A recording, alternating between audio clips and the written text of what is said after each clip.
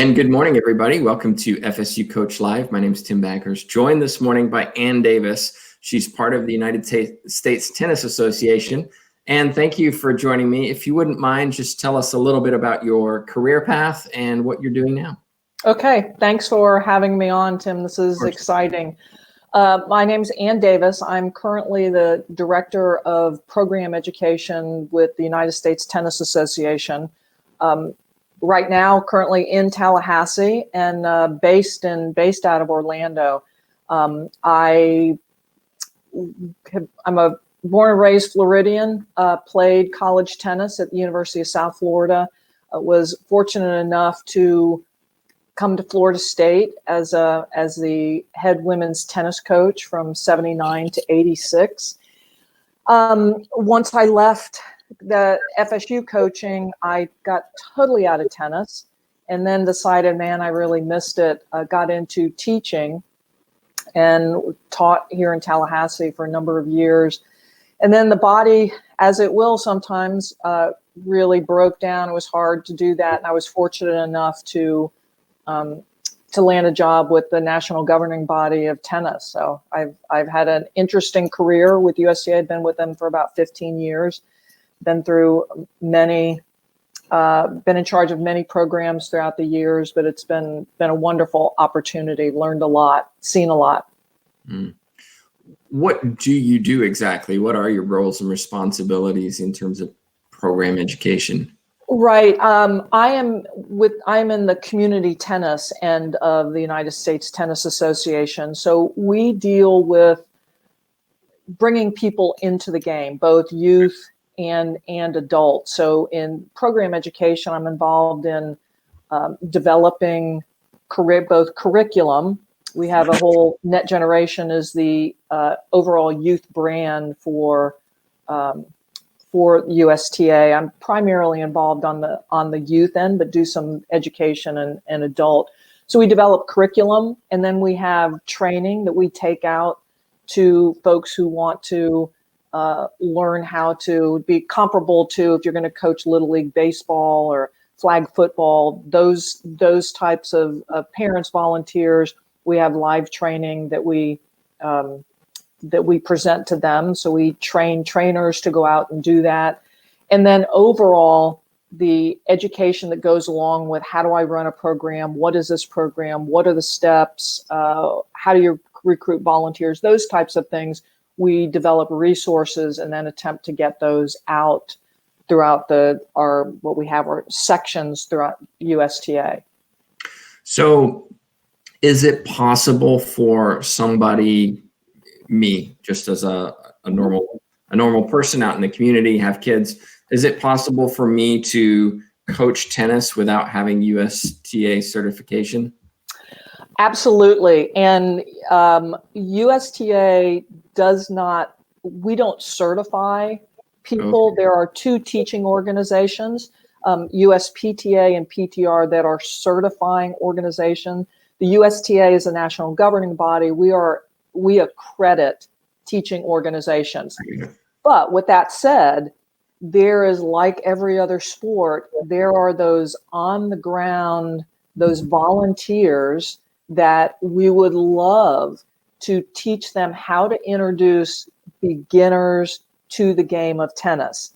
When someone moves beyond what a volunteer coach can do, we absolutely want them to get involved with a certified professional who knows the ins and outs of how to teach different strokes, different strategies, and different tactics. But the beginning level, absolutely, someone can introduce the game of tennis. So the challenge, I think, for many sports is that it's competitive, not necessarily within the sport, but sports compete with each other for the same number of people who can play.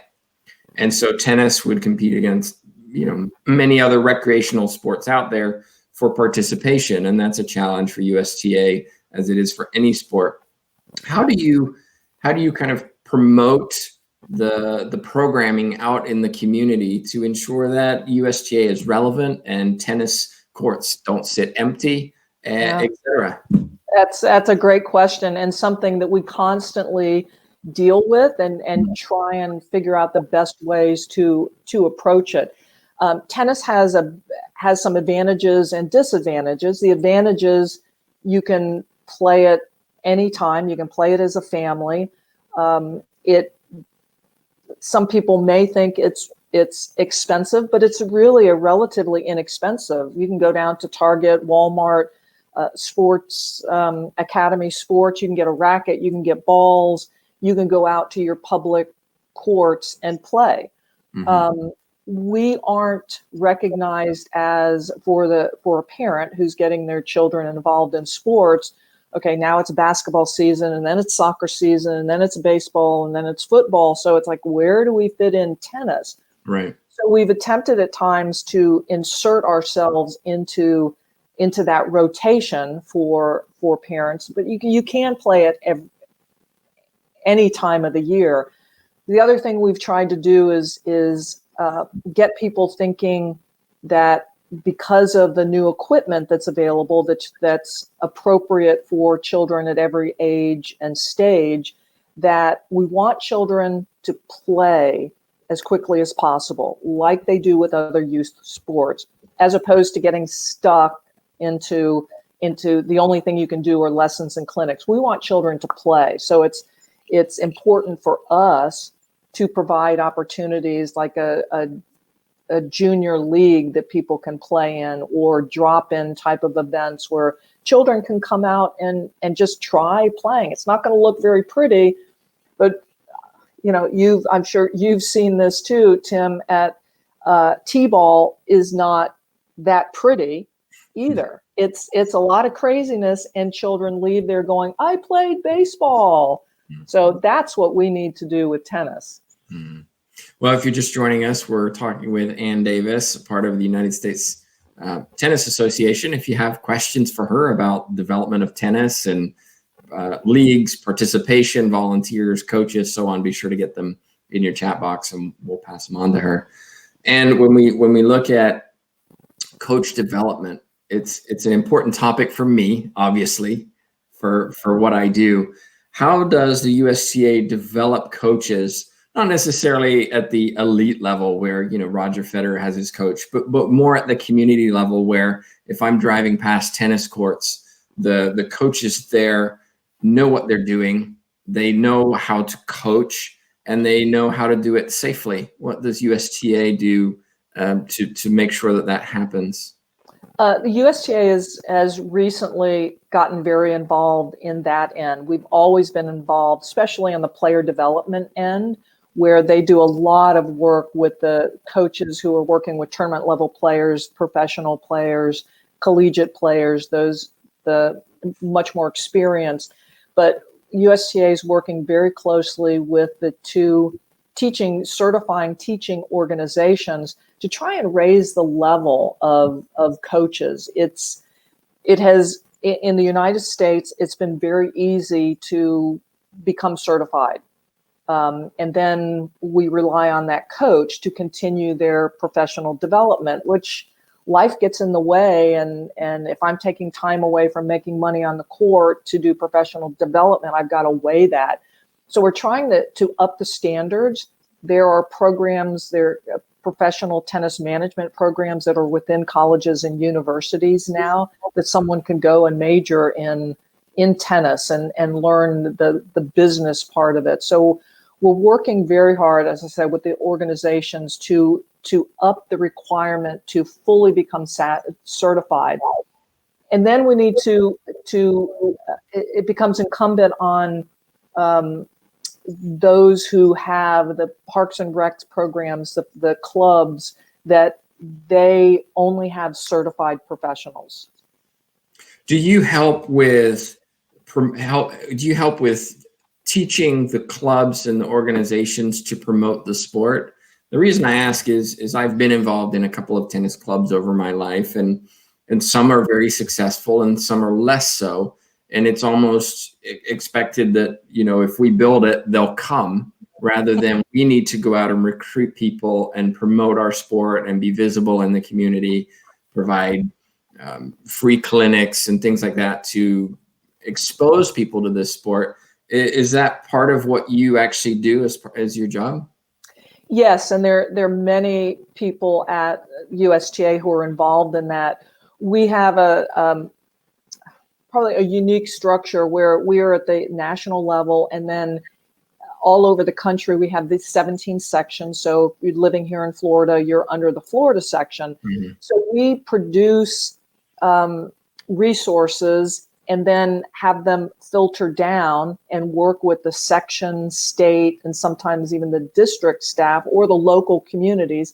Tallahassee has a wonderful community tennis association. So you work with those groups. We provide the education. Here's what it looks like. Here's how you can help promote. And then the sections and districts are more involved with that one-on-one touch point with a facility to say, hey, is there anything we can help you with? Now, looking kind of a little bit more at just providing this education in general, what are some of the challenges that you've seen working in your position that reflect maybe some of the challenges of the community or of tennis, where I'm thinking, for example, of educating volunteer coaches. In my experience, has always been a challenge for me. Is it something you experience, or what other challenges do you see? It absolutely is a challenge. And, I think for all youth sports, we need to do a better job in providing education for those that are working at that beginning level for youth, because that can make or break it. So many children leave youth sports by the time they're 12 or 13 because they haven't had a good experience. Yeah. So that first coach that they're involved with is critical, and we need to give them the skills. And yes, it's about the specific sports skills, but it's also about how do you communicate with children? How do you make it fun? Yeah. They're gonna remember the coach more so than what the skill was. So if you provide a fun experience, they're gonna go, man, I really like baseball or tennis or basketball. I think I want to keep playing. So it's critically important, and it becomes to me, it becomes kind of a time thing. One, to convince, say, a parent that, hey, we need you to coach this team, or get involved in this clinic, and they're like, oh man, I can't do that. And well, yes, you can, and we'll give you the training. So it becomes a time thing that, yeah, we want you to do this, and oh, by the way, we need you to do a 3-hour training, and very importantly, we need you to get background checked, which requires another 1.5 hours of study. Yeah, and also we start adding some costs as well, because we need to pay for these resources, and that adds to the challenge.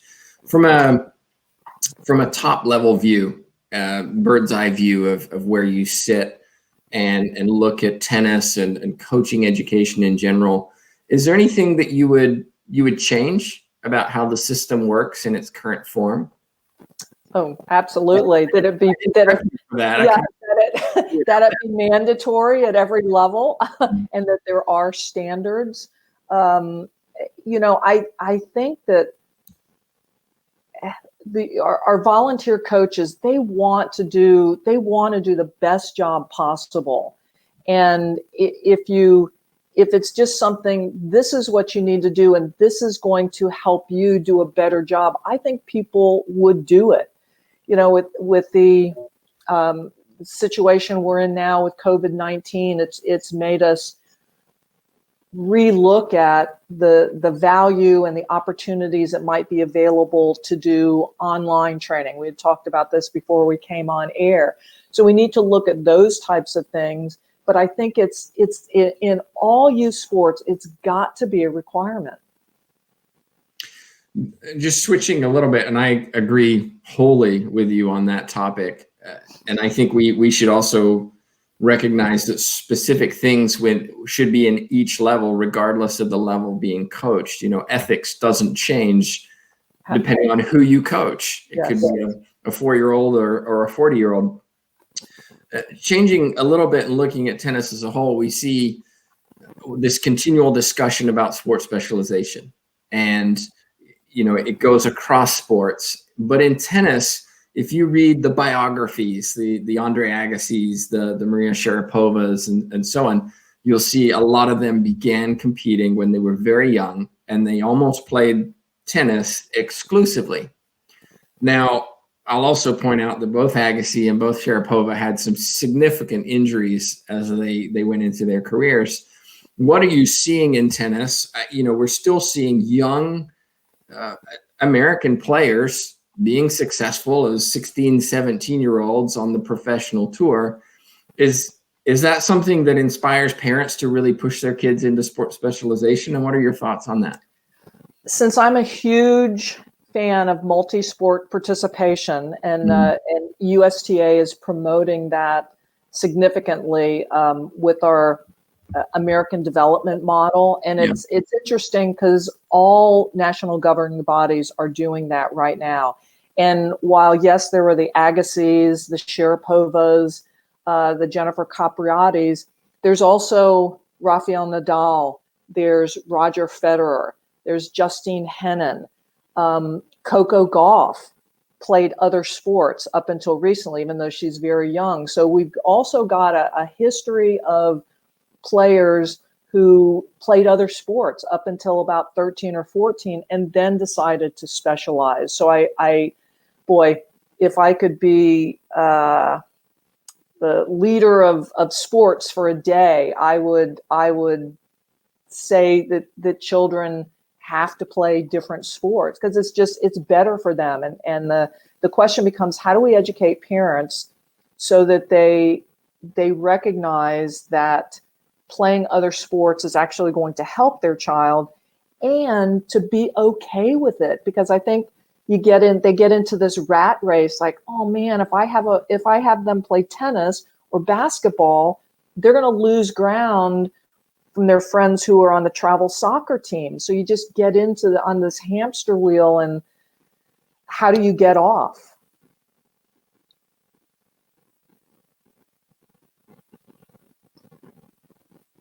Tim, I can't hear you. My apologies. There we go.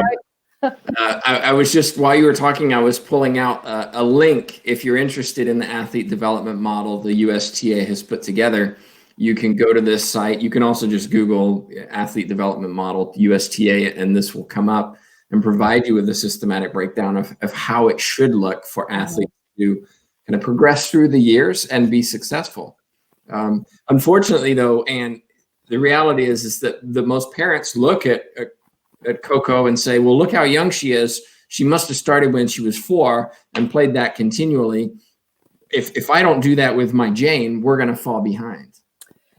It's a challenge. And I think not only tennis, but other sports are doing more and more to educate parents on, one, what is the athletic development thing you're talking about, and introducing multi-sports within our own training. Can you give an example? We do some activities where we might use tennis, but some of the skills that you would use in others to do games, hockey, tennis, or tennis, baseball, or tennis, soccer, those types of things, and incorporate those skills that other sports can help with. Or even there are many programs that will have, the most traditional would be golf, swim, and tennis, but to have a hockey tennis program and to really encourage that. But we've got to do a better job of educating so that it's okay. And I'll say there've been a lot of articles recently about both the Olympics and some major college football programs that really look at what other sports did those players play besides just focusing on this one. And if you look at lists of Olympic athletes, so many of them are multi-sport athletes. Yeah, and even in the NFL draft, I think the statistics are about 95% of first round picks played more than one sport in high school. Absolutely. I mean, it's going to take a big reality check. You don't want to burst anybody's bubble, but the I mean, it's hard enough to get a college scholarship in the sports. If there's going to be money spent, someone might be better spending that money on tutors for their children to receive financial aid to go to college, as opposed to putting all the eggs in the sports basket. And that's just that's the I want to sit in the stands and watch my son and daughter and get all the credit, right? I mean, there's and it's parents they want to do what's right. And I've spoken with so many parents that they hate the travel this and the travel that, but they don't know how to get out of it. And the children love it because it's social. That's the big thing. Mm-hmm. It's going to be interesting to see with the situation we're in now, where people are potentially reluctant to travel. What happens to travel teams, to the idea of traveling to go play a tournament? That it will sports become more local? And I mean, I hope. Well, and I think in this era, tennis and a lot of outdoor sports lend themselves to fitting into this new environment where you're on the other side of a net. You're not interacting with somebody with physical contact. There's definitely an argument that tennis could thrive in this kind of environment. That is what we're hoping, that we can step in and provide that opportunity for people to get out and get exercise, because it can be done safely. You need to follow procedures and protocol. And I mentioned the Tennis Industry United, USTA, and other organizations have provided a lot of tips on what does that look like. 6 feet apart, changing sides on different ends of the court.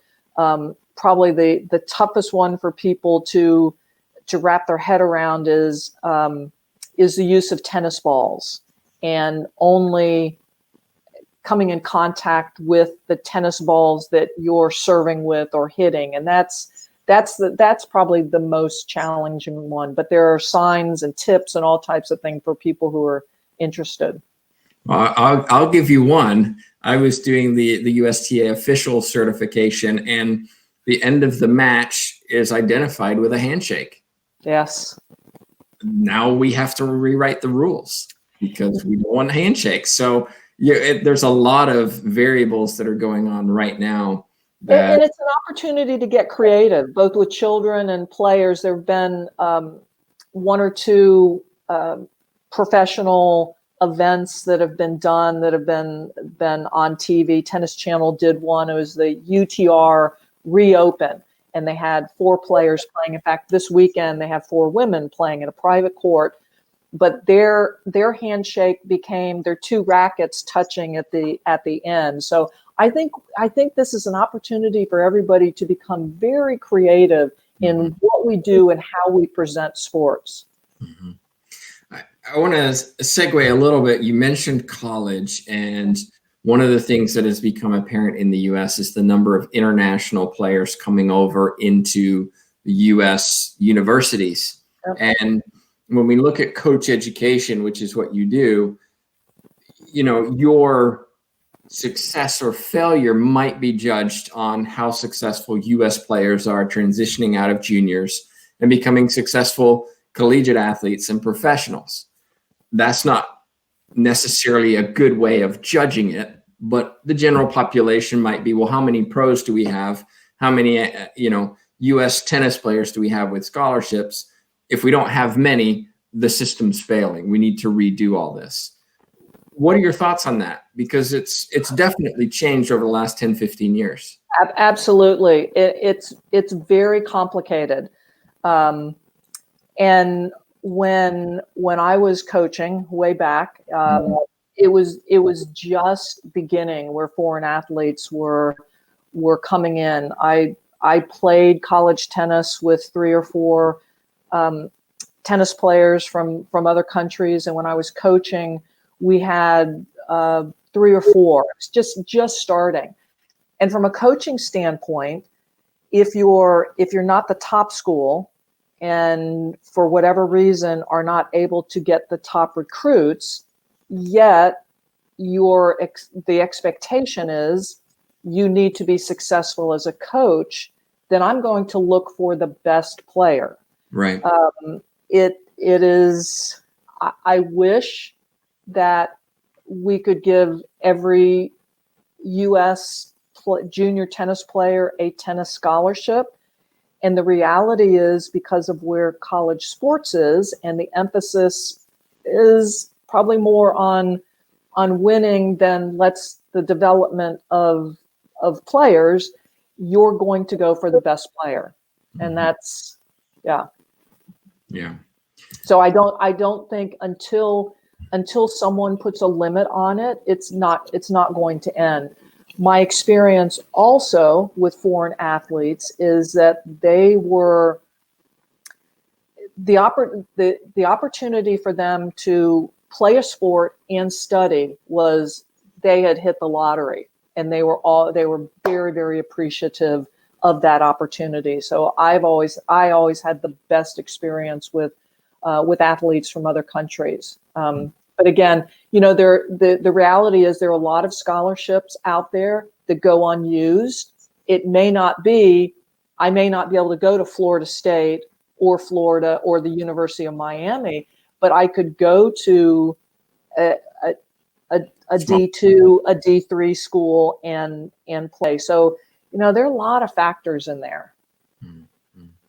Yeah. And I think as well, we forget what the purpose is of a sports organization, which is not, while the elite is important, so too are the participation numbers at the junior level, all the way up through the seniors. And sometimes if we look at the athlete development model, long-term athlete development model, we'll see that high performance is just a small component of that. But it's what the general population focus on, rather than look at how many kids are engaged in this sport outside being physically active, or even adults. Look at our leagues that we have in the community.